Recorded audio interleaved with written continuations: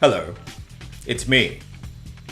No, well, this is actually me, but have a look at this photo of Adele. Hello, Looks pretty nice, huh? Now have a look at this one. hello, She still looks good. Well, she's upside down. What? Wait. Have a look at this. hello, Holy crap! What's happened? Well, this is called the Thatcher effect. Hello. They say a picture tells 1,000 words. Well, I hope that as I say my 1,000 words today, you're going to be remembering this Thatcher effect and you'll remember it a long time into the future. Did you know that there are some groups out there that do not allow foreigners to join? In fact, if your language skills even have the slightest smell of being a foreigner, you're going to be out on your ear. Now, you might think your language is good enough to communicate or good enough to be able to get around, but in fact, your language skills that you might think are good enough, you might be this picture of Adele, but actually, when native speakers of the language listen to you, this is what they're hearing. So let's get back to those groups where foreigners are forbidden to join. So my question is to you, if you're learning a language now, or if you speak a second, third, fourth language, could you infiltrate a no foreigners allowed group? Could you at least get into that group looking like this picture of Adele and not come across as this picture of Adele? I'm going to tell you a story. So a client of mine came to me and said, Stu, I have a problem. What's wrong? And so he said, well, recently I met this lady online and she seemed really nice and we seemed to hit it off and we were chatting and everything. And finally it came to the point where I wanted to meet her and we were all set up to have a nice date at a restaurant. And so I was planning to meet with her. And a few days after we set the plans, I received a message. I can't make it on Friday. Oh, why not? Oh, I'm busy.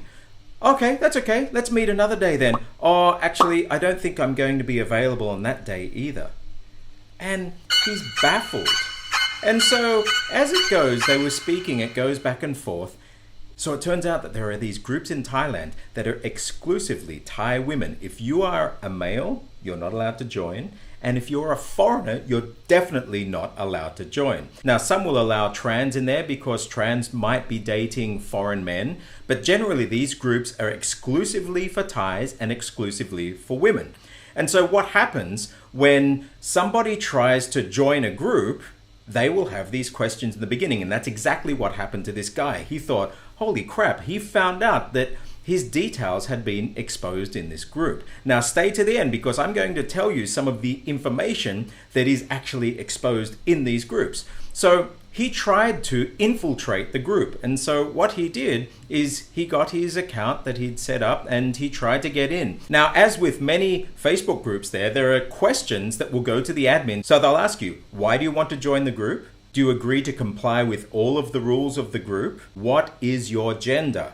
And you must answer in full. You can't just say yes, no, female. You actually have to put a long form or at least a medium form answer to each of these. Different groups have different rules. Some of the groups also make you promise that you're never going to try and sell anything. Some of them make you promise that you're never going to use this just as a source to try and find out who the foreign men are and then go and approach them and try them for yourselves. But once you're in then it's no holds barred. And so what happened, this guy tried to get in to see what people were saying about him. And so he thought that his Thai was good enough to be able to get in. He speaks fluent Thai. He can read news articles, listen to broadcasts and understand everything that's going on. So he thought, piece of cake. And so he responded to those questions, hoping that he could infiltrate. Now, of course, he had set up a profile as a woman.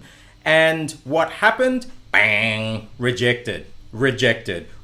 Every single one of those groups that he tried to get into, rejected. Now, how could they reject me? I was speaking the language. But when they read the language, they were getting this picture of Adele. It was just this weird, freaky version of the language that just doesn't feel natural to them. And that red light started flashing and he was out on his ear. And so he was wondering how he could get in. Now, finally, he actually found somebody who was in the group and they were able to share with him what was in the group. Now, what's in the group is unbelievable. In these groups, they actually share photos. Even if the person has never done anything bad, generally the flow is that when a woman starts dating or chatting with a foreign guy, they will post their Facebook profile. They'll totally dox them. They'll put their name, their details, if they have children or not, whether they've mentioned what the names of the kids are. They will give everything, what country they are, what they work as, what their education is, you name it. They post this information up for tens of thousands of people in the group to see. And the general question is, has anybody dated this person? Is this person for real? Are they a scammer? Have you been scammed by this person before?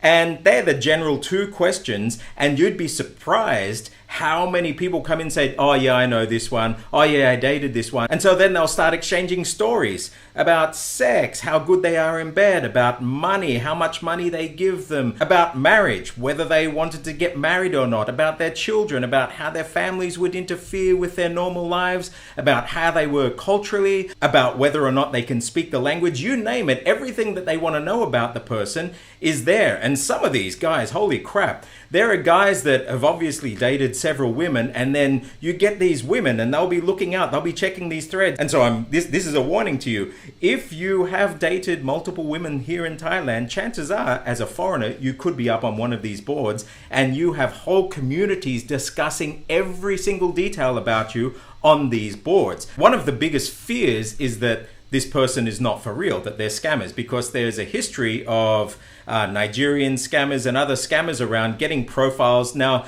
if you look through these posts, there are especially profiles of aerospace engineers or pilots or military guys that are just lonely or bored, or they're in the US, the UK, and Australia, and you'll get scammers making fake profiles to catfish Thai women, and they get them in there and they do these love scams where they try and extort money out of them. And so you can kind of understand then, well, maybe this is like an insurance, it's a safeguard against that. But as you actually read through these threads, if somebody happened to be able to infiltrate one of these groups and saw that, I don't know who could possibly do that, but if somebody did happen to infiltrate one of these groups, well, then they would be reading all of these stories about how much money they're getting, whether this much money per month is enough, or whether this person's being stingy or they could get more money for them, whether this person should be marrying them, and all of these other things, even how they perform in bed and different measurements. So guys, I'm just warning you now, it's not in your interest to burn a Thai woman, because if you do, chances are that you're in one of these groups